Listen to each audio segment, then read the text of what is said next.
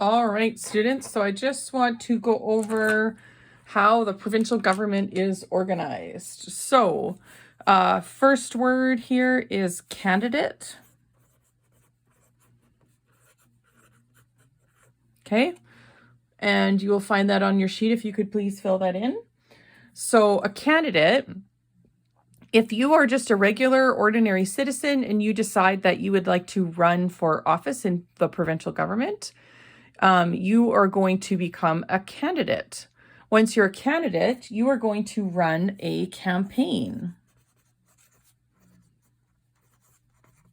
And a campaign is where you try to get people to vote for you. So you put signs up, you go door to door, you tell people what you will do for them on their behalf if you become their representative. And that's what a campaign is. So we've talked a little bit about local government, and we've talked about how if you want to become the mayor or a town councillor, there's going to be an election. So in the province of Alberta, if you think about the size of Alberta, obviously Alberta is way bigger than just some little town, right? So instead of, 3,000 people live in Wembley, there's 5 million plus people in Alberta. So what they do for Alberta is they break up the whole province into little sections, okay? And each one of these sections is called a constituency.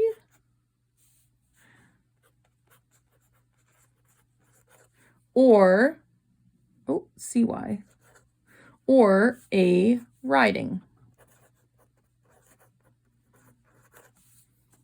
Okay. So each one of those little sections is a constituency or a riding. And a candidate will campaign within their riding to try and get people to vote for them, okay? So they don't have to worry about the people that live in these other ridings. They only worry about the people that live in their own riding. So, for example, if we're kind of talking about Grand Prairie, it would be here, Edmonton would be here-ish, and then Calgary would be here-ish, okay, in the province. And each one of these ridings they try to make each riding to have about 30,000 people in it. So if you think about it that way, Grand Prairie has, I think, about 75,000 people living in it. So that would mean that there'd be 2 or 3 ridings just inside of Grand Prairie. So they're not the same size in land size, but they try to make them about the same size as far as number of people, okay? So there's all these different constituencies or ridings where the candidates are campaigning to try and get people to vote for them. Okay. So in each one of these ridings, okay, there's going to be a bunch of different candidates. Okay. So these marks here represent the candidates that might be on the ballot. The ballot, of course, is the little paper that has the names of the people on it, okay? Pretend that I've done that in all of the ridings. Just for the sake of time, I'm just going to do it in just a few of them. I think there's like 207 constituencies or ridings or something like that. So this is just for the sake of illustration, okay? Here's another one here, okay?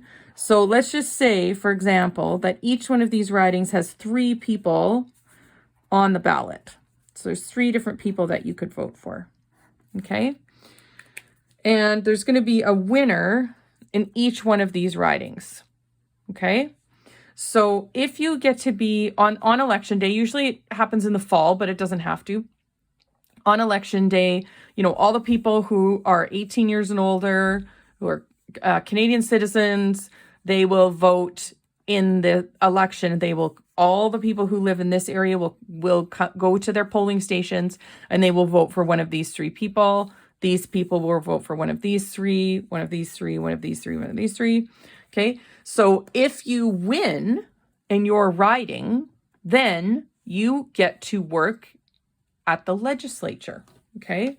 So I would encourage you to look up the legislature building on the internet. Okay. It kind of looks like a castle. and it's located in Edmonton, and you are no longer a candidate. Once you win, you become a member of the Legislative Assembly. Okay, otherwise known as an MLA. Okay, so a candidate becomes an MLA when they win their campaign in their constituency or riding. All right, so once they win, then they head to the legislature and they represent the people from their riding at the legislature, because this is a representative democracy.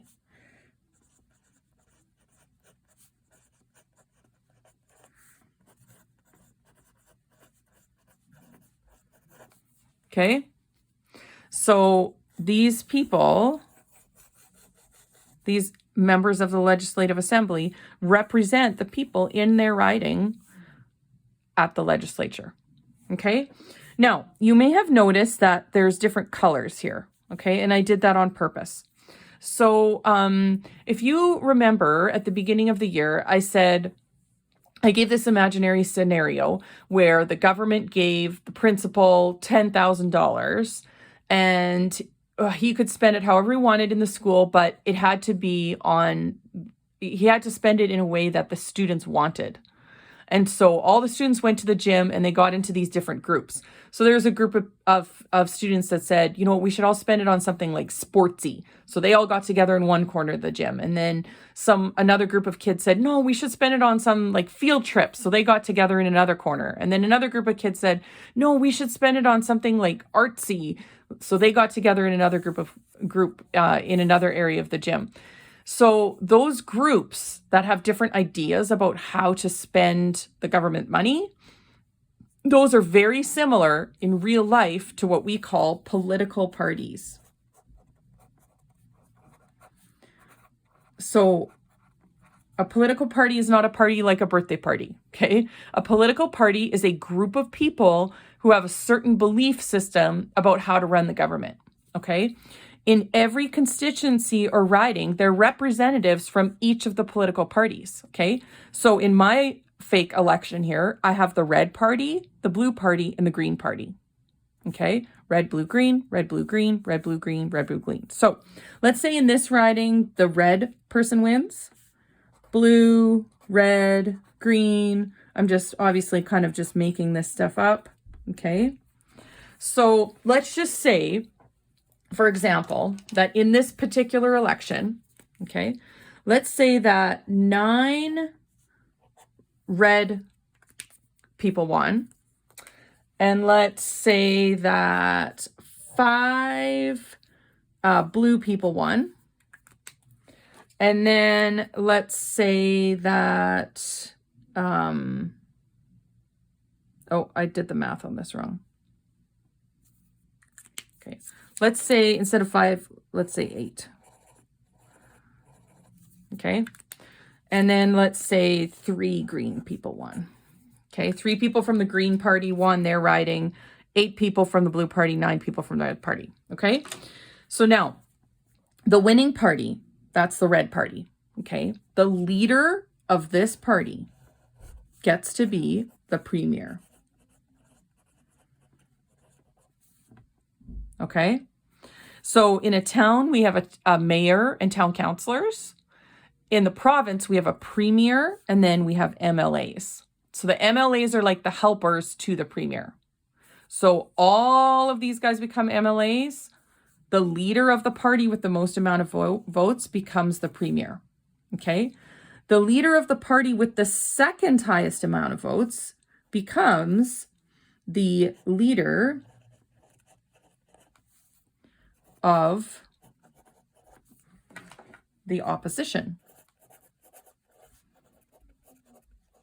Okay. Now you may recognize that this opposition inside of this word here is opposite. Okay. So their job is to basically do the opposite of whatever the premier decides. So if this party says, hey, I think that, they suggest a bylaw or a law, they suggest an idea. Hey, we should discuss and vote on this idea. The leader of the opposition and this opposition party says, actually, what about this, and this, right? Their job is to kind of keep the party that's in power, that has the most amount of votes, in check. Okay, so that's the job of the official opposition and the leader of the opposition. All right. Now, the premier, once an election happens, the premier is going to look over all of the MLAs that have been elected. He or she, the premier, is going to look at the 9 MLAs that were elected from his or her party. So the red party, for example. And they're going to pick a certain number to have special jobs. Because they're part of the winning party, they're going to pick a couple people to be cabinet ministers. And you have that word on your sheet.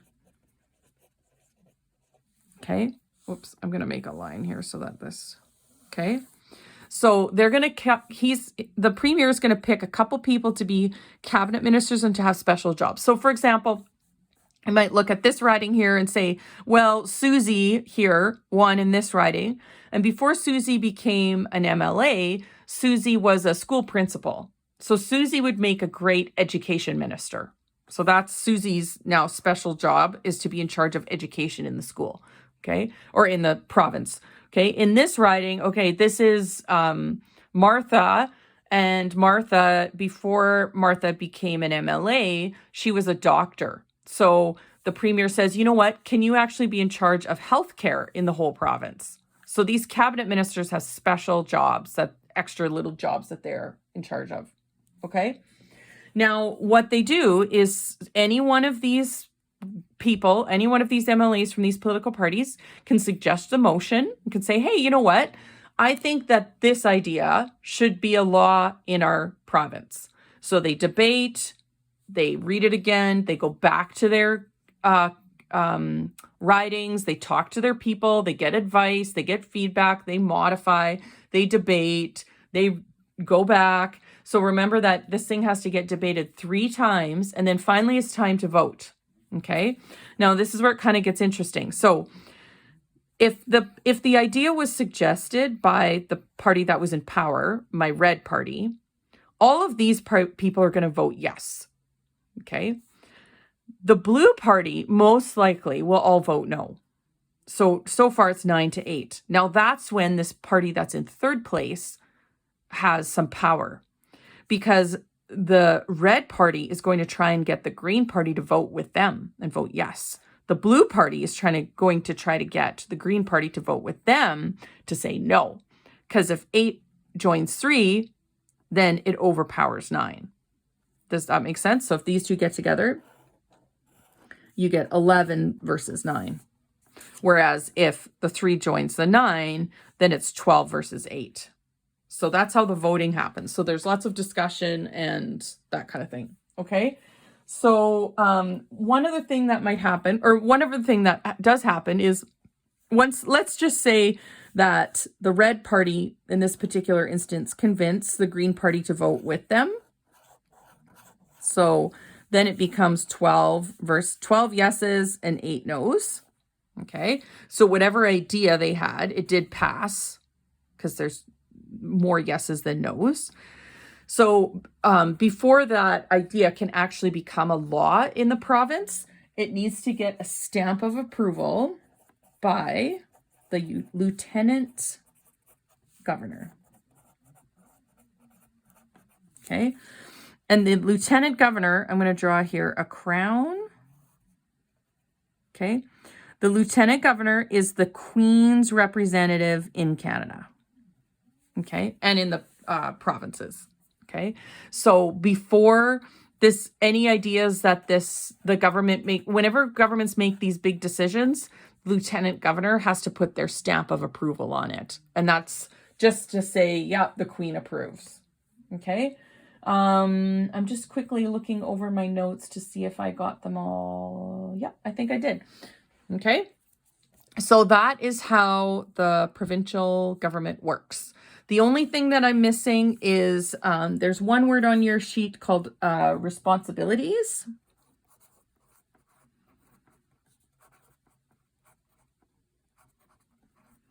And the reason I put that on there is because I want you to remember that there are some things that the local government is responsible for. There are some things that the provincial government is responsible for. And then there are some things that the federal government is responsible for. And when you're trying to decide which government is responsible, generally what you can think about is who does it affect? So for example, garbage pickup, okay? That would be a local issue because that's town by town, right? Currency, so money, that's going to be federal because you want all of Canada to have the same currency, right? Healthcare is provincial. So the federal government gives each province money to deal with their healthcare situation, okay? Some things are all three. So taxes, we pay local taxes, we pay provincial taxes, we pay federal taxes, okay? Some things might be two, like education. So there's local school boards, but the provincial government tells the local school boards what to teach. So some are two, okay?